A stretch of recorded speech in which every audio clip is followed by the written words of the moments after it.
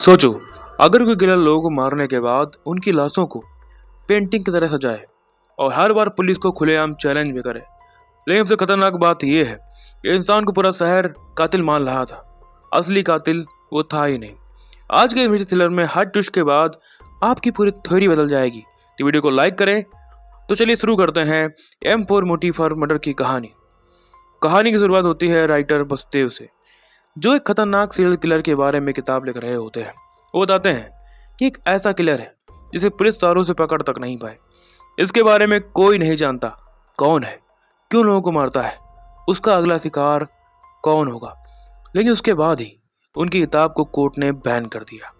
इसके 5 साल बाद एक फिल्म की शूटिंग के दौरान सुपरस्टार रंजीत अपने रेस्ट रूम मौजूद होता है। लेकिन तभी एक नकाबपोश शख्स अंदर आता है और उनकी हत्या कर देता है। एक और मिलते ही क्राइम जर्नलिस्ट राधा और SP कृष्णा मौके पहुंचते हैं। जांच के दौरान कृष्णा को वहां पर एक पुराना विंटेज लॉकेट मिलता है। शुरुआत में ये बहुत मामूली मालूम पड़ता है, लेकिन आगे चलकर यही लॉकेट पूरे केस की सबसे बड़ी कड़ी बनने वाला है। फॉरेंसिक रिपोर्ट ने एक और खुलासा कर दिया था। रंजीत की लाश को एक famous painting death of glitter की तरह सजाया गया। इसका मतलब साफ था कि किलर कोई साधारण इंसान नहीं, बल्कि एक साइको है जो अपनी हत्याओं को कला की तरह पेश करना चाहता है। कृष्णा पुराना रिकॉर्ड निकलवाता है और उसे पता लगता है कि पिछले 5 सालों में ऐसे ही 20 मर्डर हो चुके हैं और हर बार लाश को किसी मशहूर पेंटिंग की तरह सजाया गया। हर बार किलर बिना कोई सबूत छोड़े गायब हो गया। लेकिन ये तो शुरुआत थी और राधा अपनी जांच शुरू करती है। उसे कैमरे की फुटेज में दास दिखाई देता है जो रंजीत का पीछा कर रहा था। दास का रंजीत के साथ पुराना विवाद था, इसलिए पुलिस का पहला शक दास पर ही जाता है। इसी बीच पुलिस एक काम करती है। वो प्रेस कॉन्फ्रेंस करके लोगों को बताती है कि शहर में एक सीरियल किलर घूम रहा है जो पेंटिंग के हिसाब से लोगों को मार रहा है। लेकिन ये उनका सबसे गलत फैसला होता है। कुछ टाइम बाद पुलिस के पास एक पेन ड्राइव पहुंचती है। उसमें किलर की रिकॉर्डिंग होती है। पुलिस को चुनौती देते हुए कहता है उन्होंने प्रेस कॉन्फ्रेंस करके बड़ी गलती की है और अब पहले से भी ज़्यादा खतरनाक हत्या करने वाला है। यह सुनकर पूरे विभाग में हड़कंप मच जाता है। दूसरी ओर राधा को पता चलता है इसी तरह के मामले कई वसुदेव ने एक किताब लिखी थी। वह उनसे मिलने जाती है, लेकिन वसुदेव किताब देने से साफ मना कर देता है। फिर कृष्णा दास से पूछताछ करता है। दास मानता है उसका रंजीत से झगड़ा था, लेकिन ये दावा करता है कि उसने हत्या नहीं की। तब पुलिस के पास किलर का एक और मैसेज आता है। इस बार किलर खुली चेतावनी देता है कि अगले 24 घंटे में 2 और लोगों की मौत होने वाली है और उनकी लाशें द लवर्स पेंटिंग की तरह सजाई जाएंगी। कृष्णा तुरंत पूरे शहर में अलर्ट जारी कर देता है। लोगों की सुरक्षा के लिए एक इमरजेंसी ऐप भी लॉन्च किया जाता है ताकि खतरे के समय कोई भी पुलिस से सीधे संपर्क कर सके। लेकिन किलर पुलिस से कई कदम आगे होता है। कुछ घंटों बाद आयशा नाम की एक लड़की उसी ऐप के जरिए मदद मांगती है। वो बताती है कोई आदमी उसका पीछा कर रहा है। उसके हाथ पर त्रिशूल का निशान बना हुआ है। कृष्णा तुरंत उसी लोकेशन पहुंचता है, लेकिन जब तक वो वहां पहुंचते हैं बहुत देर हो चुकी है। आयशा और उसके बॉयफ्रेंड रोहित की हत्या हो चुकी थी। सबसे डरावनी वाली बात यह थी उनकी लाशों को ठीक उसी तरह सजाया गया था जैसे किलर ने बताया था। यानी वह न सिर्फ पुलिस को चुनौती दे रहा था, बल्कि हर बार अपना वादा भी पूरा कर रहा था। अब पूरे शहर में डर का माहौल फैल चुका था। पुलिस पर जबरदस्त दबाव था, लेकिन असली झटका अभी बाकी था। आयशा और रोहित की मौत के बाद पूरा शहर दहशत में था। मीडिया, जनता और पुलिस सभी पर दबाव बढ़ता जा रहा था। लेकिन इसी बीच राधा और कृष्णा को एक ऐसी जानकारी मिलती है जो पूरे केस की दिशा बदल देती है। वो दोबारा राइटर वसुदेव से मिलने पहुंचते हैं। इस बार वसुदेव उन्हें एक बेहद महत्वपूर्ण बात बताते हैं। वो कहते हैं इन सभी हत्याओं में एक ऐसा व्यक्ति भी था जो जिंदा बच गया था। उसका नाम फाल्गुन है। फाल्गुन एक मशहूर डायरेक्टर था जिसने सालों पहले किलर को देखा, लेकिन उसके हमले से उसकी मानसिक हालत बिगड़ गई। अब वह ठीक से किसी से बात नहीं कर पाता। ये सुराग मिलते ही राधा फाल्गुन से मिलने अस्पताल पहुंचती है, लेकिन फाल्गुन अजीब व्यवहार करने लगता है और कोई साफ जानकारी नहीं दे पाता। उधर फोरेंसिक की रिपोर्ट में एक बड़ी बात सामने आती है, किलर लेफ्ट हैंडी है। यानी वो अपने पूरे काम बाएं हाथ से करता है। अब पुलिस ऐसे लोगों की तलाश कर रहा था जो लेफ्ट हैंडेड हो और उसका पेंटिंग के साथ कोई संबंध हो। इसी बीच एक नया नाम सामने आता है, जगदीश। जगदीश एक ऐसा अपराधी है जो पैरोल पर बाहर आया हुआ है। सबसे हैरानी वाली बात, उसे पेंटिंग करने का शौक है और वो लेफ्ट हैंडी भी है। बस फिर क्या था, पुलिस का शक सीधे जगदीश पर चला जाता है। लेकिन तभी किलर कृष्णा को एक सुनसान शमशान घाट पर बुलाता है। जब कृष्णा वहां पहुंचता है तो उसके होश उड़ जाते हैं।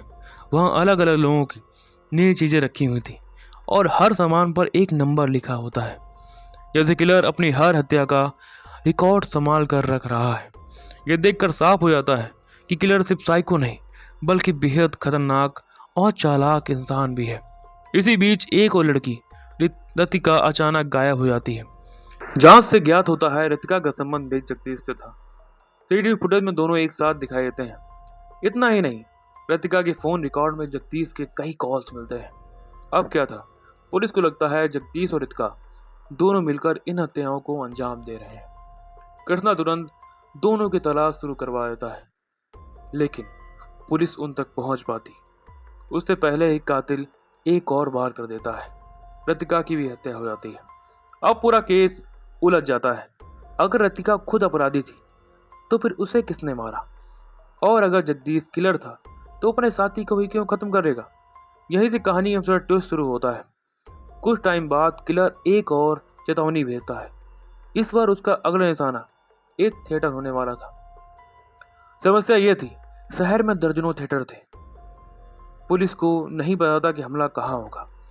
राधा अपनी एलिमेशन तकनीक का इस्तेमाल करती है और कृष्णा को सलाह देती है सभी थिएटरों में जानबूझकर पुलिस तैनात की जाए और एक थिएटर को सामान रखा जाए ताकि किलर वहीं से पहुंचे।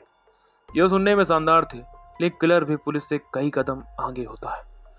जिस थिएटर में पुलिस को ज्यादा भरोसा था वहीं पर एक और हत्या हो जाती है, और इस बार शिकार कोई आम इंसान नहीं बल्कि खुद पुलिस कमिश्नर थे। कमिश्नर की मौत की खबर सुनकर पूरा विभाग हिल जाता है। कृष्णा पूरी तरह टूट जाता है क्योंकि कमिश्नर को उस पर पूरा भरोसा था। अब डीजीपी साफ आदेश दे देता है, किलर के दिखे तो सीधे गोली मार दो। इसी बीच वसुदेव आखिरकार अपनी पहन किताब राधा को दे देता है। राधा किताब पढ़ते पढ़ते अचानक एक ऐसी चीज नोटिस करती है जिससे उस दिमाग में सारी कड़ियां होने लगती हैं।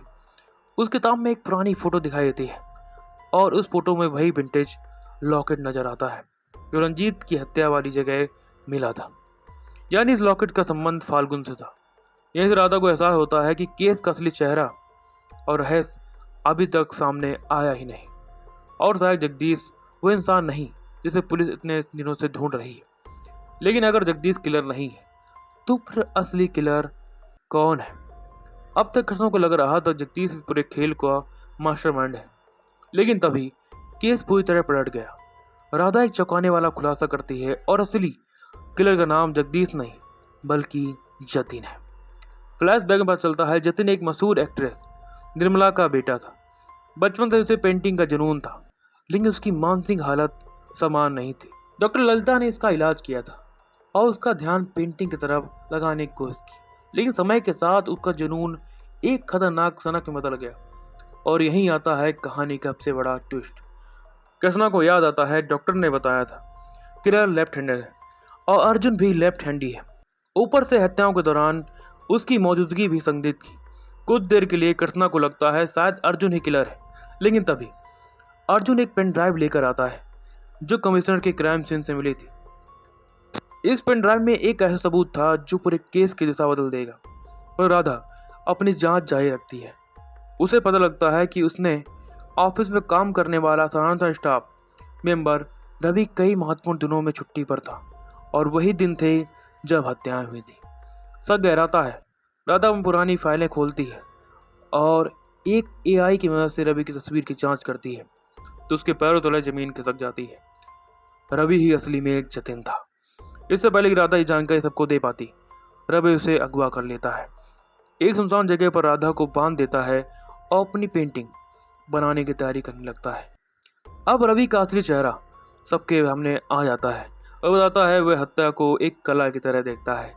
मशहूर लोगों को मार कर वह चाहता था कि पूरी दुनिया उसके काम को याद रखे। लेकिन जैसे ही वो राधा को मारने वाला होता है तभी कृष्णा वहां पहुंच जाता है। एक जबरदस्त टकराव के बाद कृष्णा रवि उर्फ जतिन को मार गिराता है और राधा की जान बचा लेता है। ऐसा लगता है आखिरकार एक खौफनाक खेल खत्म हो गया, लेकिन कहानी में अभी एक आखिरी ट्विस्ट बाकी था। राधा को कुछ ऐसे प्रिस्क्रिप्शन मिलती है जो साबित करती है डॉक्टर ललिता ने झूठ बोला था। वो पिछले 15 सालों से जतिन से संपर्क में थी और उसे अलग नाम से दवाइयां दे रही थी। यहाँ जतिन अकेला नहीं था, डॉक्टर ललिता भी वो इंसान थी जिसने पर्दे के पीछे रहकर ये पूरा खेल को कंट्रोल किया। जब राधा उससे सवाल करती है, डॉक्टर सच स्वीकार कर लेती है, बताती है उसे लोगों का ध्यान खींचना अच्छा लगता है। पहचान और प्रसिद्धि पाने के लिए वो किसी भी हद तक जा सकती है। इसलिए उसने जतिन जैसे मानसिक रूप से कमजोर इंसान को अपना हथियार बना लिया। फेमस लोगों की हत्याएं इसलिए करवाई ताकि पूरी दुनिया इस रहस्यमय किलर की चर्चा करे। और रतिका तथा जगदीश को मारा क्योंकि उन्हें असली कातिल समझा जा रहा था और डॉक्टर नहीं चाहती उसकी बनाई हुई पहचान कोई और अपने नाम ले ले। जब पुलिस उन्हें घेर लेती है तो गिरफ्तार देने के बजाय खुद अपनी जान ले लेती है, लेकिन मरने से पहले एक ऐसी बात कहती है जो सभी को डर में डाल देती है। तो कहती हैं ये खेल यहीं खत्म नहीं हुआ, क्योंकि उन्होंने सिर्फ एक जतिन नहीं बनाया, हो सकता है ऐसे और भी लोग दुनिया में मौजूद हो। और यहीं वो फिल्म खत्म होती है। दोस्तों, इस कहानी का सबसे डरावना हिस्सा ये नहीं था कि सीरियल किलर लोगों को मार रहा था। असली डर इस बात का था कि कोई दूसरा इंसान मोहरे की तरह इस्तेमाल कर रहा था। पूरी कहानी में बार बार लगता है कि किलर मिल गया, कभी दास, कभी जगदीश और कभी अर्जुन, लेकिन हर बार सच्चाई हमारे सामने होते हुए भी छुपी रहती है।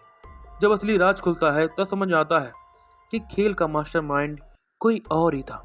ये फिल्म हमें सिखाती है पहचान और प्रसिद्धि की अंधी भूख इंसान को इतना खतरनाक बना देती है कि दूसरों की जिंदगी की परवाह तक नहीं करते, उसे खेल समझते हैं।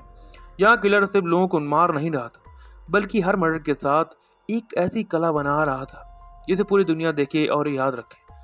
लेकिन सबसे बड़ा सवाल अभी बाकी है, क्या जतिन की मौत के बाद ये कहानी खत्म हो गई, या वो डॉक्टर की बात सच है? कहीं बाहर ऐसे और भी लोग मौजूद तो नहीं? और अगला खौफनाक पेंटिंग कब बनने वाली है? अगर आपको इस फिल्म का सबसे ट्विस्ट आखिरी में मिला हो तो कमेंट जरूर बताएं। और ऐसे रहस्यमयी और दिमाग घुमाने वाली फिल्म की कहानियां सुनने के लिए हमारे चैनल को सब्सक्राइब करना ना भूलें।